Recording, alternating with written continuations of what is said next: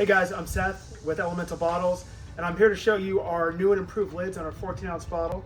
Obviously, this is the 14-ounce bottle that everybody's come to love. So I'm gonna do a drop test. I'm 6'4". I'm gonna drop this from about 5 feet. Here we go. Okay, so I dropped it on the boot there.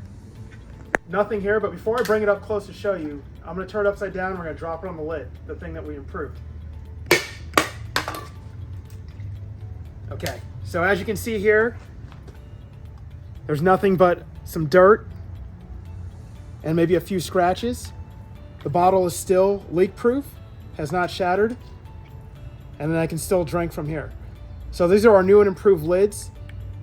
Extremely durable. And just to show you, I do have water in here. So just to show you guys I'm not playing around.